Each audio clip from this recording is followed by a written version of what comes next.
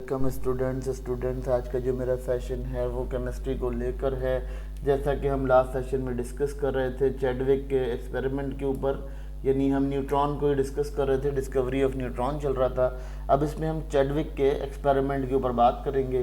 Basically Chadwick ने किया क्या कि इसका मेथड ये था करने का कि इसने ब्रिलियम गैस को लिया, ठीक है, ब्रिलियम एलिमेंट को लिया और उसको जो है हीलियम के न्यूक्लियाई के साथ अल्फा पार्टिकल स्कैटर्ड कराया एक ट्यूब के अंदर। जब उसने देखा वहाँ की कुछ अजीब सी रे निकली। अब वो जो रे निकली उस रे ने क्या किया, उस रे का एक अजीब सा इम्पैक्ट नज़र आया, शेडो नज़र आया। उन्होंने क्या किया, उन्होंने कुछ मोम लिया थोड़ा सा और मोम लेकर उसको क्या किया कि मोम के अंदर से गुजारा। जब मोम के अंदर से गुजारा और कुछ और ऐसे लाइट्स एलिमेंट लिए तो देखा ये कि उन्होंने कि उसके अंदर एक चीज़ जो है उसमें से प्रोटॉन लेस कर दिया, उसने प्रोटॉन को निकालता हुआ चला गया। जब वो रेडिएशन उसके अंदर से पास आउट हुई तो उसने देखा कि वहाँ पर प्रोटॉन निकल गया। तो यहाँ ये कंडीशन क्लियर हुई कि ये कोई ऐसी चीज़ है, अगर ये प्रीवियसली तो गामा रे कहा गया था, लेकिन उन्होंने कहा नहीं ये कोई और चीज़ है जिसने प्रोटॉन को अपनी तरफ अट्रैक्ट किया है। तो जब उन्होंने ये देखा तो उन्होंने एक अजीब सा एक ख्याल क्रिएट किया और उन्होंने ये कहा कि देखिए अगर हम गामा रे की बात करते हैं तो गामा रे जो इलेक्ट्रोमैग्नेटिक होती है, मगर अब ये देखा जाता है कि इलेक्ट्रोमैग्नेटिक नहीं थी। इसका क्या कंडीशन थी, इसकी जो एवेल्यूएशन थी या इसके निकलने का जरिया था वो क्या था कि वो किसी और तरीके से निकल रही थी। और जब वो अपने साथ प्रोटॉन पार्टिकल को लेकर आ रहा है तो ये चीज़ ये दर्शाती है या ये चीज़ दिखाती है हमें कि हमारा जो सिस्टम है वो प्रोटॉन पार्टिकल से अटैच हो रहा है। अब यहाँ कंडीशन क्या हुई, यहाँ जब उसको सेपरेट किया गया, निकाला गया, तो जब उसने ये चीज़ नोट की तो उसने कहा कि ये एक ऐसा पार्टिकल है, इसको हम पार्टिकल कंसिडर कर सकते हैं क्योंकि ये न्यूट्रल पार्टिकल है, ये इलेक्ट्रोमैग्नेटिक फील्ड से अट्रैक्ट नहीं करता। और गामा रे जो है वो न्यूट्रल इलेक्ट्रोमैग्नेटिक फील्ड से अट्रैक्ट करती है। तो ये जो थोड़ा सा यहाँ गैप आया और इससे ये समझ में आया कि ये एक पार्टिकल है जिसको हम न्यूट्रॉन कहते हैं। अब उन्होंने इसी के साथ कुछ प्रॉपर्टीज़ भी इसकी वाजे की।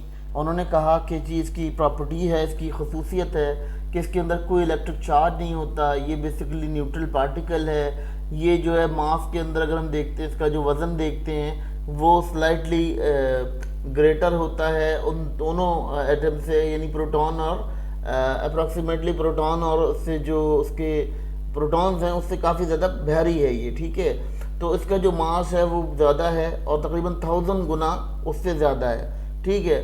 फिर उन्होंने ये कहा कि ये जो रिजाइडेड करता है ये न्यूक्लियस के साथ जो है अपने आप को न्यूक्लियस के साथ अगर हम देखते हैं तो ये इस तरह से रिसोर्स करता है कि हमारा जो सिस्टम है वो पूरा पूरा क्लियर कर देता है। फिर अगर हम उसको देखते हैं तो ये अगर न्यूक्लियस के साथ होता है तो न्यूक्लियस के साथ ये प्रोटॉन के साथ जो है वो अट्रैक्ट करता है और बहुत ज़्यादा अपनी एक एनर्जी शो कराता है।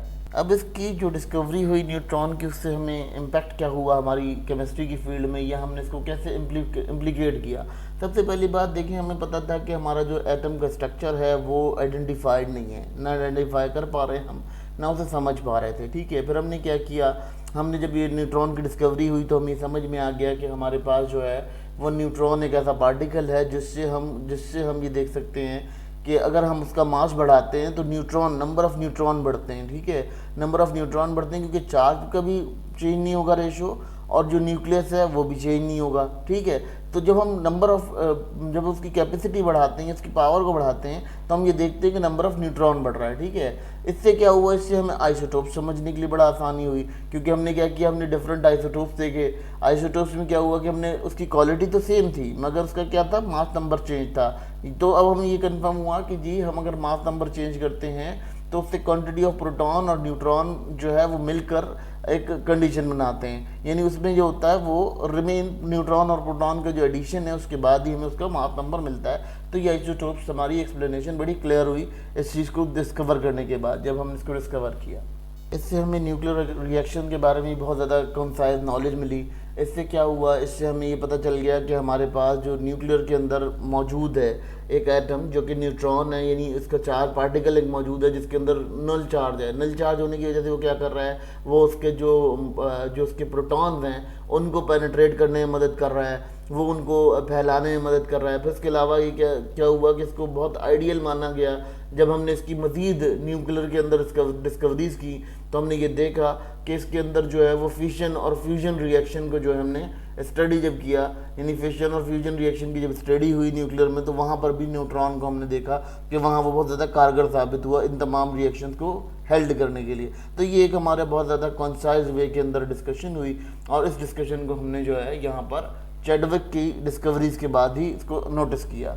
अब अगर बात करते हैं यहाँ पर, तो देखिए न्यूट्रॉन की डिस्कवरी के अंदर जब चैडविक की थ्योरी आई, तो थ्योरी के बाद क्या हुआ, हमारे पास ये एक पजल सॉल्व हो गया, क्योंकि हमारे एटम के अंदर बहुत ज़्यादा फ्लास मौजूद थे, वो फ्लास ख़त्म होना शुरू हुए। उन फ्लास का जब ख़त्म होना शुरू हुए तो उसके क्या हुआ, उसकी एक नेचर ऑफ जॉब बदलना शुरू हो गई। अब जब वो जॉब बदलना शुरू हुई तो हमें ये समझने में आ गया कि हमारी डिस्कवरीज जो है उन्हें मज़ीद होने लगी, हमने उसको मज़ीद अमेंड करना शुरू कर दिया। हमारे पास सिस्टम क्या आया, हमने ये समझना शुरू कर दिया कि एटम के अंदर एक प्रॉपर बॉडी मिल गई एटम की। यानी हमें क्या था, हम ऐसा समझ लेते हैं कि हाँ, अगर कोई हम जिस्म दरियाफ्त कर रहे हैं, उसके अंदर हमने सर निकाल लिया था और पैर निकाल लिए थे, लेकिन हमने उसका धड़ नहीं निकाला था। तो अब हमें जो एटम के अंदर जो न्यूट्रॉन की जब एंट्री हुई, तो हमें ये देखने को मिला कि एटम की बॉडी को कंप्लीट करने में मदद मिली, यानी स्ट्रक्चर ऑफ एटम को कंप्लीट करने में मदद मिली। और चैडविक का ये एक्सपेरिमेंट बहुत ज़्यादा ख़ास रहा इस बिना पर।